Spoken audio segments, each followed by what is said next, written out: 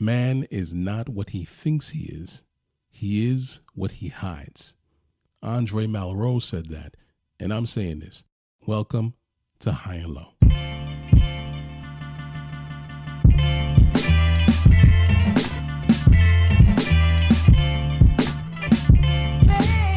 Good day and good night. Welcome to the High and Low Basketball Show. This is episode number 100 and Bradley, aka episode number 176. Former NBA big man Shawn Bradley wore the number 76 when he played for the Philadelphia 76ers from 1994 to 1996. It was hard to pass up on the novelty of being 7 feet 6 inches tall and playing for the 76ers. So, of course, he chose the jersey number 76. The Stormin' Mormon, as they called him. At least some Philly fans called him that. I did not know that. The Stormin' Mormon. Drafted second overall in 1993, right behind Chris Webber and in front of Penny Hardaway. Absolute waste of a potentially franchise-changing pick because Mr. 76 would only last in Philly after the length of his rookie contract before getting shipped off and stamped with a journeyman status. Take a breath. And say la vie to that guy. I'll continue to say this about NBA GMs. Stop being cute. Stop getting cute with your picks. Grab the best talent available. If a player is seen as a project, don't do it. Pick the player in the second round or just let it go. I'm done with these teams trying to convince me there's a science behind the draft. There's no science. The best players tend to become the best players, not always, but more times than not. Golden State got cute in 2020. They picked James Wiseman instead of the obviously more talented LaMelo Ball. Wiseman turned into half man, half a rebound, and LaMelo is a star.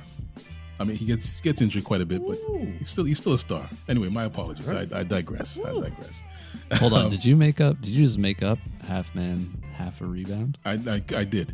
Half man, half a rebound. Again, welcome to the show. My name is Ike Amaechi. I'm here with Sir Mitch of House Orsatti, or you can call him Mitch Orsatti, Ugo the Sheik, and Sean Khan, a.k.a. Sean Controversy. Welcome back, gentlemen. Around here, we live by principle governed by the high and low lives of the world, which means we talk about basketball, especially and specifically the NBA, and we talk about it at any time, anywhere, north, south, east, west, high and low. This week on the show, we're talking about dirty little secrets, our dirty little NBA secrets, the thoughts and opinions we have never shared and have not wanted to admit out loud. Ugo, Mitch, and Sean and myself will finally reveal those nuggets for the first time. Stick around for the shock and or embarrassment. Before we get to that, I have a promise to keep. Last week, I dropped my NBA star tier list. You can find that on Vonn+Abrahamm.com, or you can just listen to the episode. I mentioned that I would give these guys an opportunity to chime in with their own lists. Are you sure? And for the sake of time, they'll share their diamond and platinum tiers, and we can always, share the rest of their lists on Vonn+Abrahamm.com or on our socials. And we also have a question from a listener about a pretty dramatic change to the NBA landscape that transpired last week. We'll hear opinions from the table, so stay tuned for all of that. Before we lock in, let me just check in with a quick programming note. I usually jump into some NBA history around this time, but we're moving that to the promo section of the episode since we have a packed agenda. Yeah, just the promo section. It's a nice and fancy way of just saying getting bumped. Is it bottle service in the promo section, or what's up? It's kind of. It's kind of like the Gold Club. The Gold Club. Actually, I've done this before. I have moved NBA history to like the promo section, but we'll see. Anyway, listeners, thank you for joining us for another installment of the show. Another week, another episode, more NBA. So, of course, more high and low, and things are happening in the NBA. So, hey, let's talk about it. Let's talk about something important. I have a question from Bigums in Thousand Oaks, California. Bigums. There you go. Shout out to Bigums. Thousand Oaks, California. I need to put that on my list of destinations. It sounds so beautiful. And actually, I Googled it. Just lots of sunshine and sandy beaches and palm trees and just well manicured lawns and great architecture. And then across the street, the hood. Yeah. Anyway, Bigums, his question is this. I know there are some Raptor fans on the show. This must be a tough time for you with news of Damian Lillard moving to Milwaukee. What do you think of the trade, and how will this affect the Eastern Conference?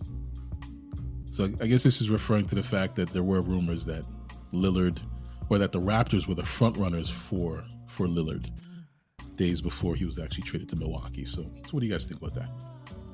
Okay, well, I like to trade for all three teams, like Raptors fan aside. The addition of Dame, I think definitely makes Milwaukee a more dangerous team in the playoffs, definitely than they were last year. If somehow Middleton can be at 100% for the playoffs, they should win the East, dare I say, easily. Even without a healthy Middleton, Milwaukee will probably still be favored to start the season. Phoenix got a lot deeper and got rid of disgruntled player who was kind of wearing out his welcome, and who would also demand large contracts moving forward. I know there's talk of Portland shipping Holiday off to a contender, but I actually kind of like him on this Portland team if he can stick around. I do too. It's a sneaky, interesting team.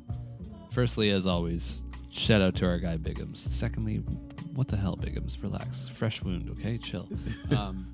Look, I've spent a good amount of time on Twitter parsing this mess out, specifically in Raptors corners of Twitter, and let me tell you, people are hurting out there. Lillard is not a Raptor. I'm not mad. I think the Bucks did a fantastic job here. Amazing. Giannis is like little tidbits leaking out, like, oh, if they don't care about a championship, this is not where I'm supposed to be. And they're like, all right, see you later. We'll mortgage some future flexibility and we'll go get a guy who can win us a chip with you. Kudos to the Bucks. A+ trade for them. They gave up not a lot. And I agree with you too, Sean. I think Phoenix is better off without Ayton. And I want Portland to trade nobody else. I want to see what that roster looks like because they're interesting for the first time in like forever. I have something to say about that, but I'll let you go. Please, I want to hear. Who cares what Ugo has to say? No, that's just so hurtful. I'm interested in where Drew ends up after this. I know there's rumblings that Miami might be interested in him, so there might be a little bit of a revenge tour. I don't mind the trade for the Bucks. Like, I mean, they had to make a move, and this looked like the best possible move for them. I wonder who becomes the alpha on that team because Dame doesn't seem to be the type of individual that is willing to accept a secondary role. Yeah. And Giannis is the dude that has the MVPs, Defensive Player of the Year, championship, Finals MVP. Most points by a player, I think, in a finals round or whatnot. Like, what I mean? All these accolades. So, is he going to defer to Dame or what? And as much as they've improved, you still have a rookie first-year head coach, and you also have been hit with the injury bug the last couple of years. One injury for either of these guys. And Dame, I won't say is an injury-prone guy. Like he seemed to have gotten around his health issues, and he prolonged some, I think it was some abdominal surgery that he was supposed to take. But, one major injury for either of those two superstars, and you're done. I don't know. You can say that about any team, really. Yeah, any team, but still, you got to be healthy enough to get there, right? Middleton, we'll see how he integrates into all of this. I'd call them the top three in the East. Jeez. Did you say top three in the East? Top three, man. Ridiculous. Yeah, top three in the East.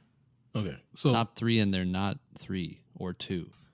Yeah, I didn't say that. I said top best, three. Best in the East. They're like, top one in the East. let's just say like the Well, they could Bucks. be number one. That's still top three in the East. Nah, man. If they're number 3, you say top 3. That's how. These are the rules of the game. No, I don't say Okay? that. I say If- top if three you're- in the East. if your depending guy- on the week. If you think Larry Bird is the 12th best player in the league, then you say he's one of the 12 best players in the league. You know, Well, he's top yeah, three it's too. just ahead of Kobe. Easy. exactly right. But here's the thing: the Bucks are the favorite. They're the favorite in the East, right? Because you just have to think like every other contender in the East has question marks. Boston, they need a point guard, and their center situation is an absolute mess. I mean, Philly, they're in flux. We don't even know if Harden's going to be there by January. And Embiid seems like he wants to flee if Harden goes. And Miami, well, actually, looks Miami worse. should, honestly, they should be good. I mean, they made the finals for the second time in 4 years. They made the Eastern Conference Finals 3 times in the last 4 years. They have every reason to feel like they can make it back, but I don't know, man. They've been tethered to like almost every single trade rumor with a superstar for the last couple of years, which probably doesn't have a really good effect on the locker room, and it just sends a message to the team that you're not good enough. Like we They still, lost we're 2 still big working pieces too. Gabe Vincent and Max Strus both gone as well. Yes, and their depth was a big part of the reason they were able to get to that point. So I don't know. I just think I that think Milwaukee, they take a step back this year. I do too. possibly, and which is why I say Milwaukee number 1. There's no top 3, top 4, nothing With a bullet, number one. with a bullet. Top You know? three. Top 100. Yeah, they're number one. I mean, listen, Giannis is the best player that Dame has ever played with, and Dame's coming off his best season. He has a guy he can play with. This is a perfect player for him. They can do the pick and roll. What about CJ? Come No. on. Are you telling me that CJ Outta here. is comparable to? Yeah. All right. No, I mean, Ah, the take the look bait. on your face. also, This is perfect for him. Go ahead. yeah, exactly. And like, Giannis is the type of guy that's going to be a beast for like 3.5 quarters, but when it comes down to crunch time, he's not really the guy that you want the ball in his hands, like creating and making those crunch time decisions. Dame is wired for that, which is why I think they're going to be so dangerous in the playoffs. I'm also curious to see Giannis's progression this year. We all have seen the clips of him working with Hakeem. Can he develop like a little fadeaway jumper, like consistent jumper? If he does, he's going to be so much more dangerous. And that's like, he needs like a niche move offensively. He can't just like do the Euro step, because it doesn't work in crunch time. His like transition ball and him, getting to the rim, it doesn't always work in crunch time. So he needs to develop a niche offensive skill set, even one move. And that turnaround jumper, because with his size and athletic ability, it could be the answer. And I think this is the right time in his career for him to do that, because we've all seen players who have sort of held on to that same style of play, especially if it's athletic. It doesn't age well. But yeah. Anyway, hey, there's one thing I want to mention about Portland. So, and I'm pretty sure that this is already flying around the internets. At some point, apparently Dame wanted to rescind his trade request. Mm-hmm. I think when he realized there would be no deal, or that Miami wasn't going to happen, I think he had to think about the alternative. The bridge And was the burned. possibility of coming back to Portland. But Blazers GM Joe Cronin told him, no way, there's no coming back. And this apparently caught Dame by surprise. He was like, whoa, and people, I don't know, people can throw stones at Lillard all they want, but I don't know, we saw a similar situation play out differently in Milwaukee. To me, this is the story of 2 teams in the same situation with 2 very different outcomes. Their stars wanted to know if they were serious about winning. Joe Cronin didn't provide his star with the answers he was looking for, and Dame demanded a trade. Giannis did the same in Milwaukee. He challenged the Bucks, asked them if they're serious about winning, and they responded by trading for Dame, because Portland was never serious about winning. I couldn't see Portland doing what Milwaukee just did. And it's not like Milwaukee is a big market. Same with Portland. But to me, it says a lot about both teams, about both franchises, both general managers, in terms of what they're willing to do for their stars. And to me, it shows me exactly where each team is going to be going in the future. Now, Portland looks interesting, but at the end of the day, they've shown me that they're not serious about winning. So I think that we'll see. They'll bungle it. They will. They will. Yeah. We'll see Scoot Henderson in 4 or 5 years from now, basically looking like, okay, well, what are we doing here? Maybe he waits longer, like Dame, right? Maybe he's 10 toes down, 10 toes deep, or 10 toes whatever, 100 right? toes down. But I just think that it's a clear indication of what sort of franchise we're dealing with, and Milwaukee impressed me with what they were able to do for their franchise player. A quick reminder to the High and Low Lives: if you want to leave a question for us to answer on the show, send your DM to us on TikTok and More High and Low. You can send your DM to us on Instagram, Get High and Low. Links are in the show notes as usual. Time for us to take a quick break. When we come back, we'll reveal our dirty little NBA secrets. This is the High and Low basketball show, or the High and Low NBA show. It's fluid.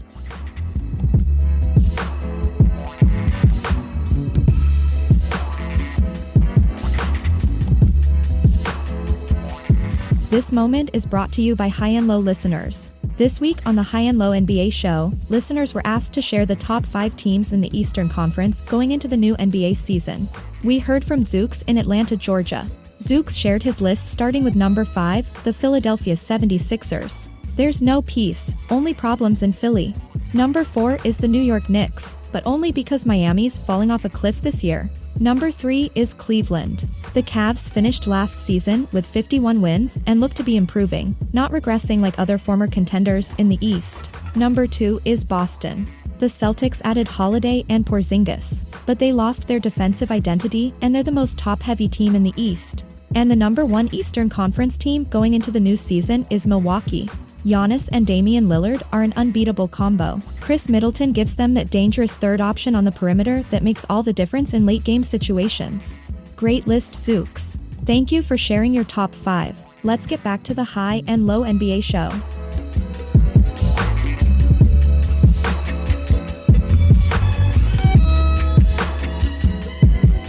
And we're back. I'm Ike Amaechi. This is High and Low. Well, this is the High and Low basketball show, or the High and Low NBA show. It's fluid. I'm here with Ugo the Sheik, Mitch Orsatti, and Sean Khan. The NBA has its own fair share of dirty little secrets, shady officiating. There's Lamar Odom's obsession with candy, Karl Malone's alleged obsession with younger females. There's the Gold Club scandal in Atlanta, where players were matched up with dancers, in quotations, dancers, to help with their decision making. The more of these I list off, the more I think this topic needs its own space. But today's different. We're talking about our dirty little NBA secrets. Actually, I wrote something in the topic sheet I sent to everyone this week. So instead of coming up with something new off the cuff, I'm going to just read that. Why come up with something original to update something original? No sense. Here it is. There are millions, maybe billions of people around the world with dirty little secrets they hide in the deepest recesses of their souls. I don't know where I got that from. That's crazy. Most people keep their secrets to themselves until it manifests itself into an ulcer or worse. Wow. The smart ones do the opposite. They let it out. This is your chance to share a dirty little NBA secret you've been keeping from everyone. Maybe it's a team or a player you've hated out loud, but you secretly root for. Perhaps it's somewhat related to the NBA in a roundabout way. This is your opportunity to get creative. What is your dirty little NBA secret? I'm glad you read it out loud because I had a lot of fun reading it when you sent it over. I was like, wow. Was I sending a message? In a what is dark happening? place. It must have been. All right. So dirty little NBA secrets. Who wants to share? Who wants to get it off their chest? Sit on the couch. Put your feet up. Yeah. It's leather. It's leather. It's real leather. Hugo sounds like he's got something cooking. Nah, I'm trying to cook up something. Just. Yeah, I'll start if you don't want to, because honestly, I thought about this, but I like wear all my shit on my sleeve. To be honest, I'm like a unabashed Jokic guy, a diehard Raptors fan, and I don't love or even like a little bit of the players I hate out loud. Marcus Smart, Goran Dragic, Pat Bev, Grayson Allen. You'll always know where you stand with me. Kids. I hate your guts. I don't know if it's a secret, but I always like the stadium feed more than the live cast sometimes. Like, it just seems like a cleaner game, less foolishness. Just watch the game and done. Right? The TV timeouts are a little bit, but like just all the fluff and stuff they put around the game, it just seems too distracting. Sean, you better bring some heat. Sean needs to bring some heat here. You don't have to include that in the podcast, by the way. Oh my goodness. Oh, and some of those WNBA players, they're pretty sexy, actually. Wow. Oh, whoa, hold on. There you go. Sean's like, whoa, Okay, let's put keep going. that back. Hugo's back. He's back in. Yeah, I mean, I don't know if this is a secret because I may or may not have mentioned this once or twice on the show, but I'll say it again.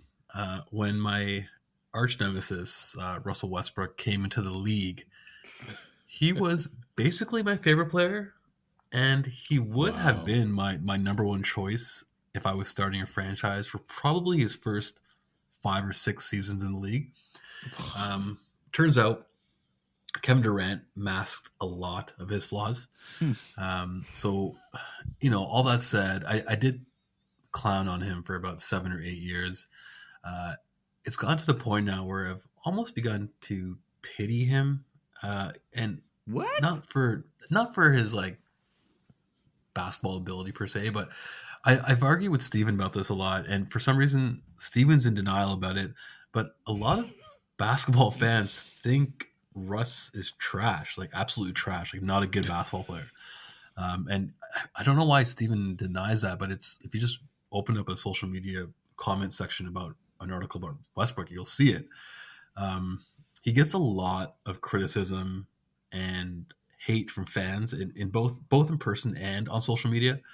And it's gotten to the point where he's visibly bothered by it, and it clearly affects him. And as, for lack of a better word, pathetic as it is seeing a guy who makes $40 million a year in his feelings about those critics, I do feel bad for him. And secretly, I'm kind of rooting for him to no longer play like he has his whole life and learn to play winning basketball on a consistent basis. So I guess that's my quote unquote dirty little secret. I am rooting for him despite what I've said. I hope at some point, which I feel like it's too late now, but maybe he gets a title, gets on a team where he can be a really good sixth man and figures it out. Okay. Well, okay. I'll add to that. I think you've gone through this before, and I'm sure I've You said gonna it before. pontificate? I won't pontificate, but Extrapolate?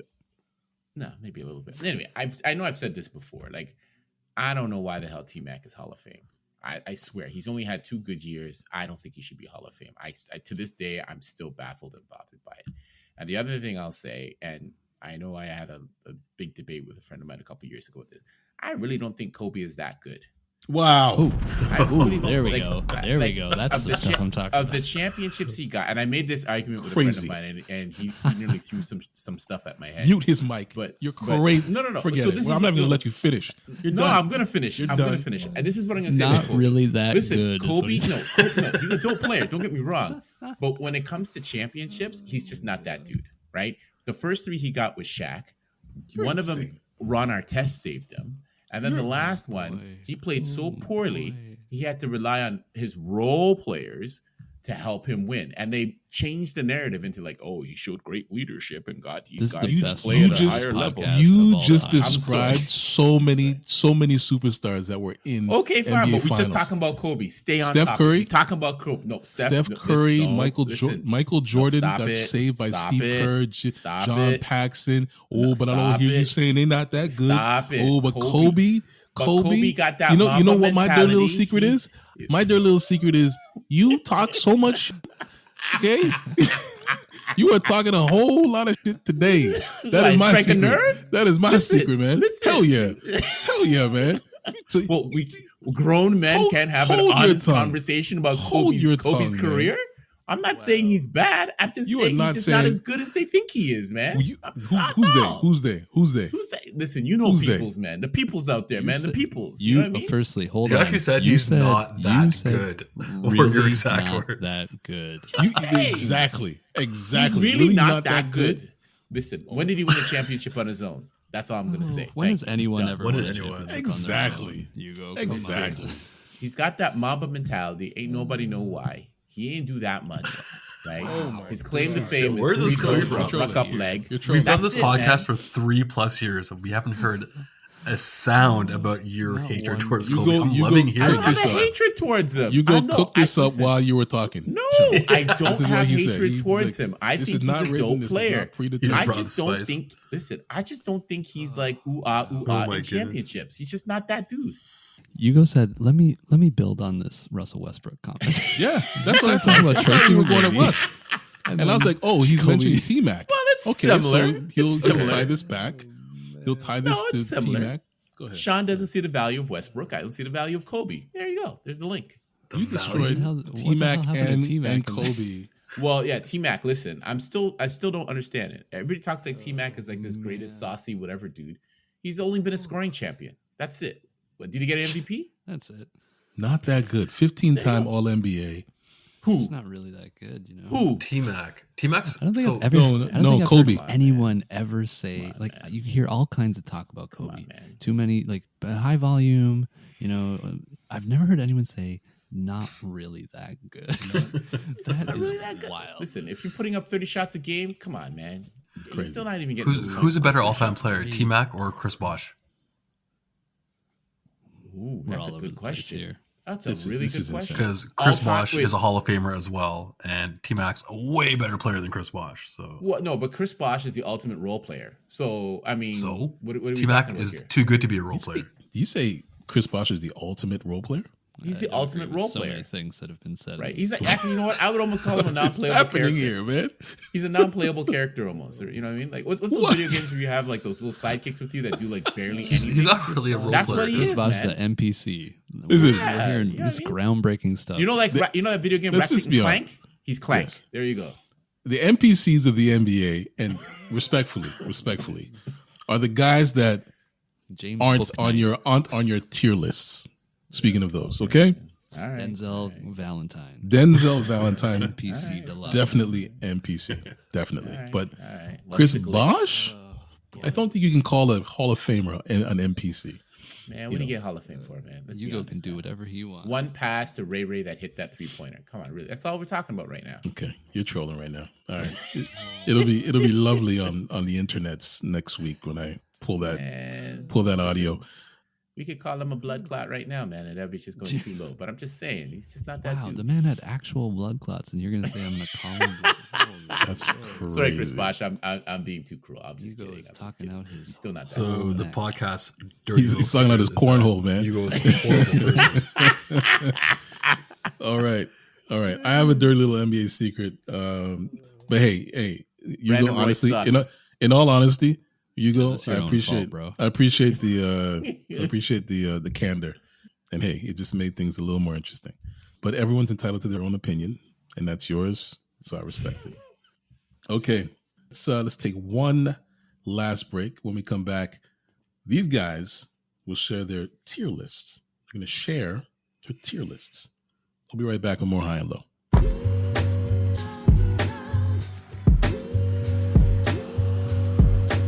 This week in NBA history, one returned and the great one left.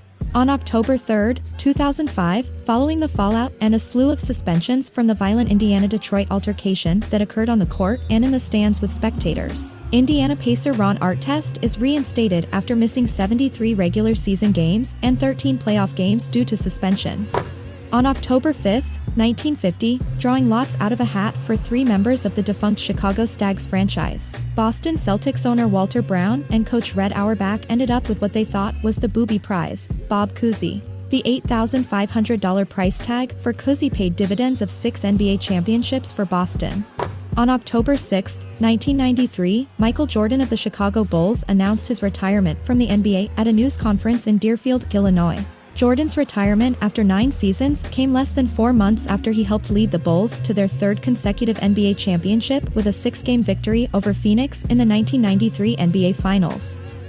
That was a little something for the NBA history nerds. Now let's get back to the High and Low NBA show.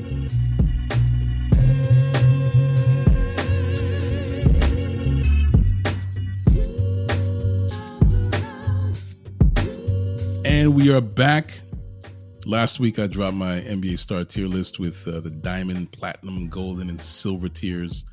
I took the top 50 players going into this NBA season, threw them into a box, and picked that random. No, not really. I put them in appropriate tiers according to my own math and opinion.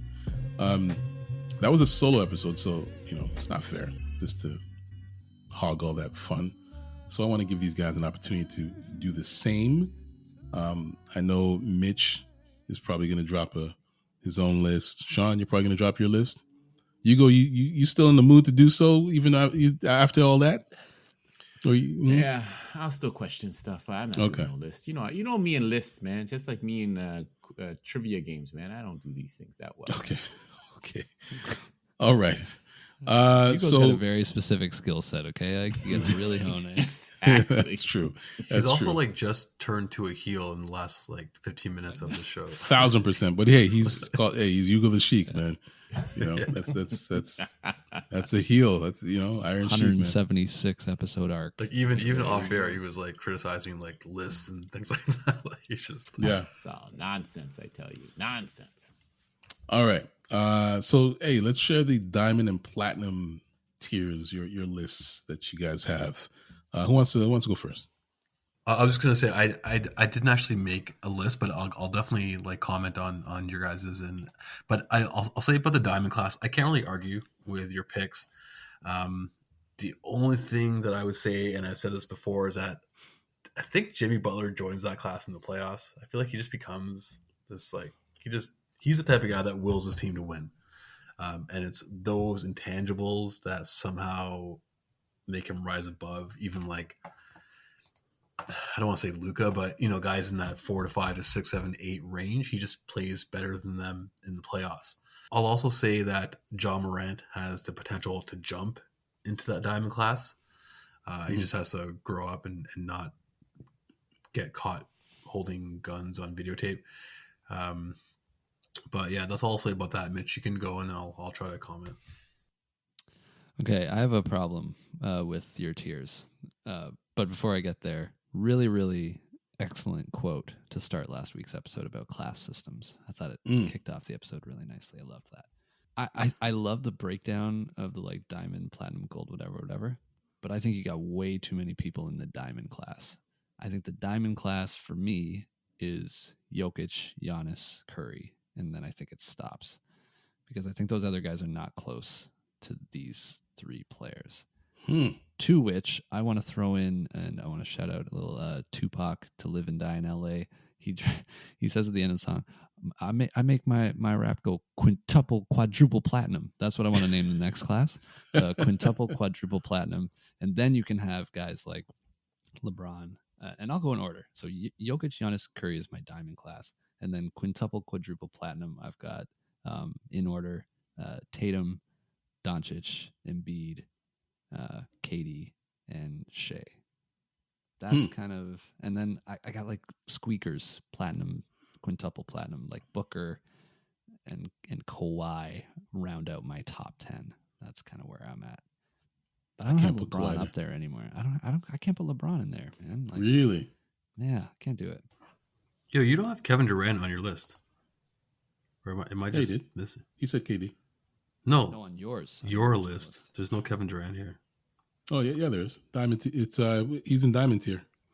Okay, well he's not on our list. Maybe it didn't.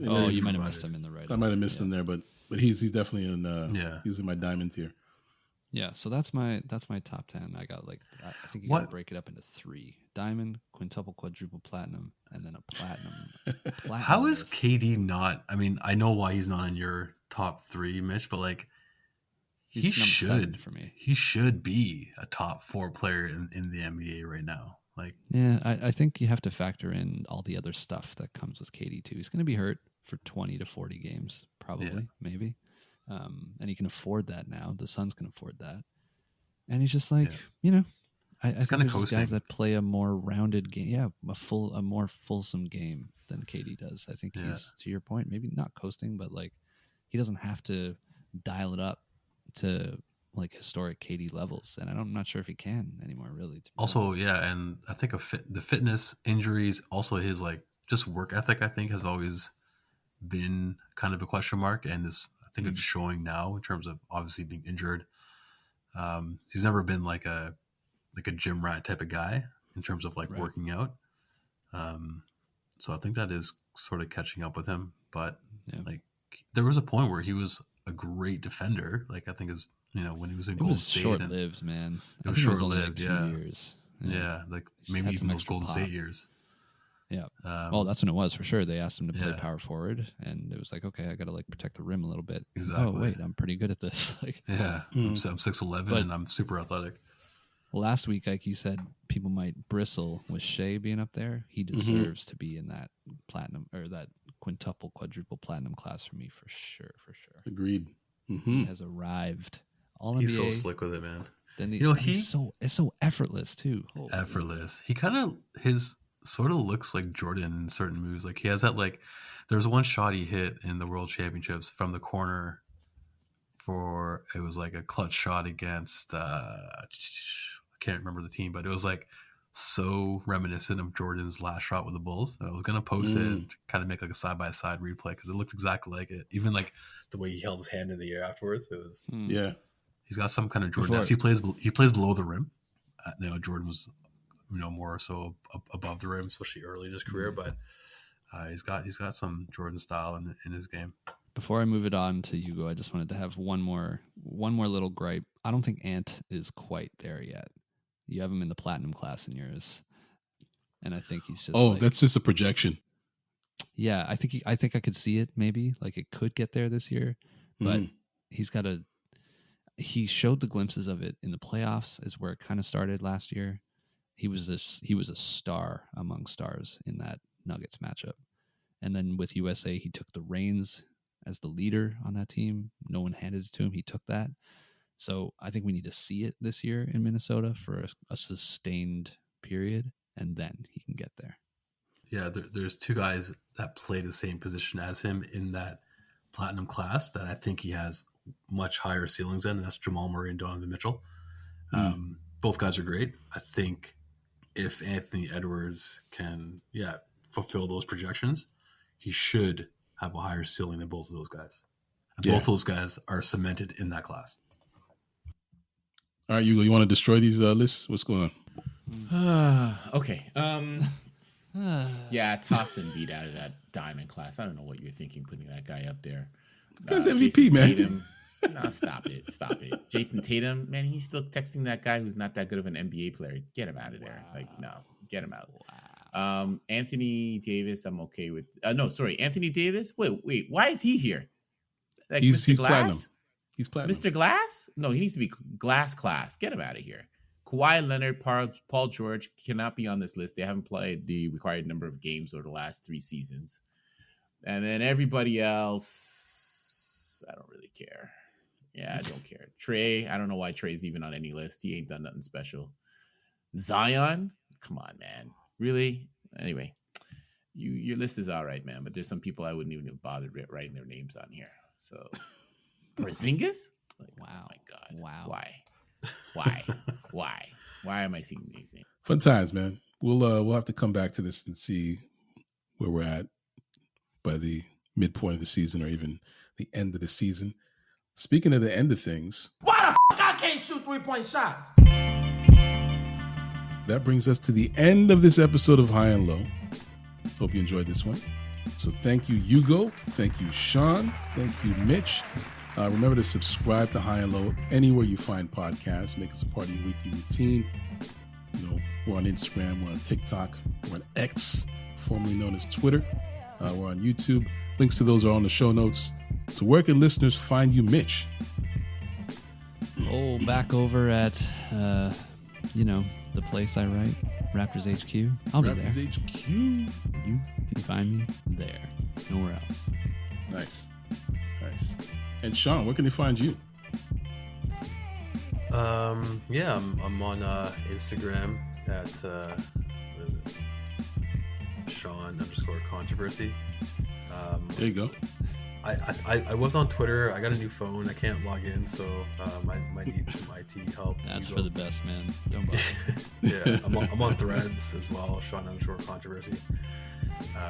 No one's ever found me in the 3 years we've been doing this, so and saving the best for last, Mr. He's Just Not That Good, Ugo. Where will they find you? Man, well, hopefully This after week. those comments, they'll find me on Instagram, sliding into my DMs, my juicy DMs. Oh, So we'll see what sliding and happens there, juicy but- in the same sentence is nasty. What? How's that nasty? Isn't that a beautiful thing? Isn't that what we want to? Okay. Well, Not in fine, prison. do that way. Not really. All right, Jeez. fine, do that way. Whoa. I'm going to continue to watch WNBA. And you can't really find me, so don't even bother. It doesn't matter. So woo-hoo, let's go. Opening season. Let's go. Opening games. Opening night. Let's go. All right. Sounds like we need to have another session just for Ugo. Huh? You guys think? It's got some stuff in there for sure. I think we need to work some things out. Iron them out. Yes. he's got some stuff. Very in true. there. Very true. He's got a lot All right. of dark Hey, recesses be in his nice. soul. Be nice. Be nice. Once again, music is by Live, the Enjoy Music Group. You can find Live on Twitter, X, and you can find them on Instagram at LYVE. Additional music is by Sonny Rockwell of The Goodness. Can't find that guy anywhere.